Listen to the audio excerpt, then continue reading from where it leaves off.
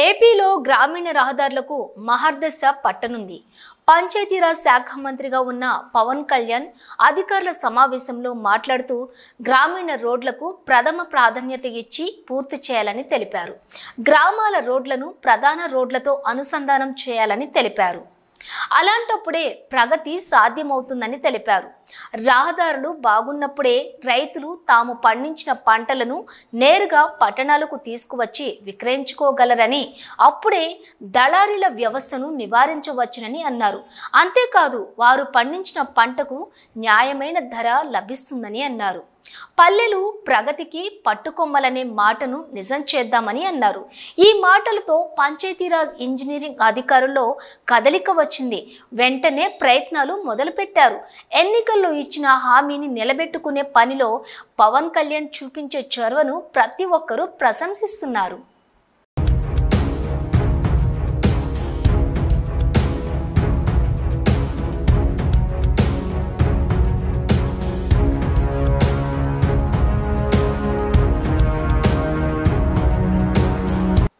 విజయవాడలోని తన క్యాంపు కార్యాలయంలో Asian infrastructure investment bank AIIB అధికారులతో మంత్రి పవన్ కళ్యాణ్ సమీక్ష నిర్వహించారు. ఈ సందర్భంగా ఆయన మాట్లాడుతూ 4,976 కోట్ల రూపాయల నిధులతో 7,213 కిలోమీటర్ల రోడ్ల నిర్మాణానికి సిద్ధం చేసిన ప్రతిపాదనలకు వెంటనే కార్యరూపం ఇవ్వాలని అధికారులకు దిశానిర్దేశం చేశారు. గ్రామాల్లో రహదారుల నిర్మాణం వల్ల పేదరిక నిర్మూలన సాధ్యమవుతుందని తెలిపారు. అంతేకాదు సామాజిక ఆర్థిక ప్రయోజనాలు మెరుగవుతాయనే విషయాన్ని అందరూ గుర్తుంచుకోవాలన్నారు. అవసరమైతే గ్రామీణ రహదారుల నిర్మాణానికి కేంద్ర ప్రభుత్వ సహాయ సహకారాలు మరింత కోరదామని అధికారులకు భరోసా ఇచ్చారు. మీ వైపు మీ పని మీరు సమర్థవంతంగా చేయండి, నా వైపు నుంచి ఏం చేయాలో నేను బాధ్యతగా చేస్తానని అధికారులకు భరోసా ఇచ్చారు. సమావేశంలో పవన్ కళ్యాణ్ మాట్లాడుతూ ఎంతసేపు నేను మాట్లాడడం, మీరు తలలు ఊపడం కాదు, మీరు చెప్పండి మీ ప్రణాళికలు, మీ ప్రతిపాదనలు, ఏం చేస్తే బాగుంటుందో చెబితే అప్పుడు సాధ్యాసాధ్యాలు పరిశీలిద్దామని అంతర్గత సమావేశం చెప్పినట్టు తెలిసింది. దీంతో బ్యాంక్ అధికారులు స్పందించి మాట్లాడినట్టు చెబుతున్నారు. ఇంతకీ వారేమన్నారంట? 250కి మించి జనాభా కలిగిన ప్రతి గ్రామానికి రహదారులు అనుసంధానం చేయాల్సిన అవసరం ఉందని తెలిపారు. 2018-19 ఆర్థిక సంవత్సరంలో మొదలైన ఈ ప్రాజెక్టు ద్వారా గ్రామీణ ప్రాంతాల్లో నాణ్యతతో కూడిన రహదారుల నిర్మాణం సాధ్యపడుతుందని, నెలకు 200 కోట్ల రూపాయలతో రహదారుల నిర్మాణం చేపడితే ఈ ప్రాజెక్టులో అద్భుతమైన పురోగతి ఉంటుందని తెలిపారు. అందుకు రాష్ట్ర ప్రభుత్వం నుంచి 75 కోట్ల మ్యాచింగ్ గ్రాంట్ సమకూరిస్తే బ్యాంకు 125 కోట్ల రుణం మంజూరు చేస్తుందని హామీ ఇచ్చారు. ఇక వైఎస్ఆర్సీపీ ప్రభుత్వ హయాంలో రహదారులను అస్సలు పట్టించుకోలేదని వారి మధ్య చర్చకొచ్చింది. వర్షాకాలం వస్తే ఎక్కడ గొయ్యుందో తెలియక ఎంతో మంది పిల్లలు, మహిళలు బండ్లపై నుంచి పడి గాయాల పాలైన ఉదంతాలు ఎన్నో ఉన్నాయి. ఇక ఆటో వాళ్ళు తమ వాహనాలు ఇరిగిపోయి మరమ్మతుల ఖర్చు తడిసి మోపెడై ఉపాధి కోల్పోయి జీవితమే తలకిందులైన ఘటనలు ఎన్నో ఉన్నాయని అంటున్నారు.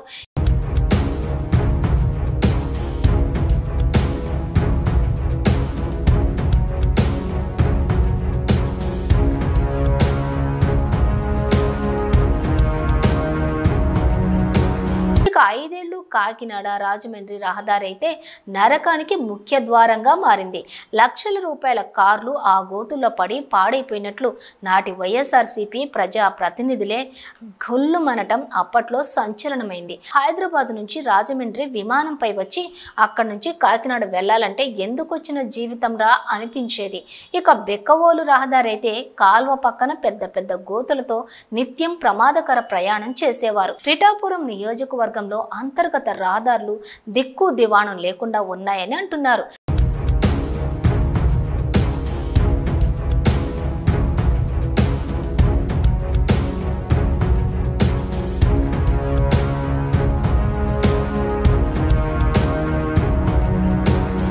ఇప్పుడు రాష్ట్రం మొత్తం మీదున్న ఇలాంటి రహదారులకి మోక్షం కలగనుందని ఆనందం వ్యక్తం చేస్తున్నారు. వైఎస్ఆర్సీపీ ప్రభుత్వ హయాంలో బిల్లుల చెల్లింపులో జాప్యం జరిగిందని బ్యాంక్ అధికారులు పవన్ కళ్యాణ్కు వివరించారు.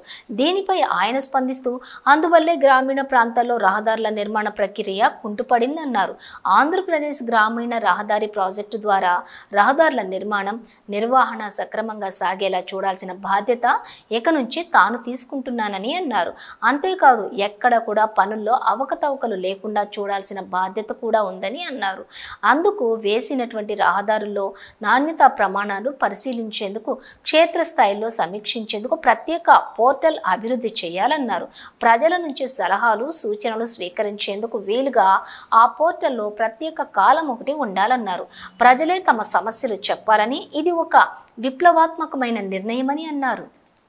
ఈ ప్రాజెక్టుల్లో రాష్ట్ర ప్రభుత్వం సమకూర్చాల్సిన 30% మ్యాచింగ్ గ్రాంట్ను 10%కి తగ్గించే విధంగా అవసరమైన మార్పులు చేయాలని కేంద్ర ప్రభుత్వాన్ని కోరతామన్నారు. ముందు పంచాయతీరాజ్ శాఖ ఇంజనీరింగ్ అధికారులు తమ పనులు మొదలుపెట్టి పేపర్ మీద పెడితే నేను పైనుంచి చేయాల్సినవి చేస్తానని అన్నారు. నేను వెళ్ళి అక్కడంతా చేసి ఇక్కడ ఓకే చెప్పిన తర్వాత మీరు పేపర్లు, పెన్ను తీయడం కాదని అన్నారు. దీనివల్ల కాలాతీతం అవుతుందని అన్నారు. మీరు రెడీ చేసి పెడితే నేను ఓకే చెప్పగానే పనులు ఇమీడియట్గా ప్రారంభమవుతాయని అన్నారు. ఆ తర్వాత నేను వేరే బాధ్యతలు చూసుకుంటానని అన్నారు.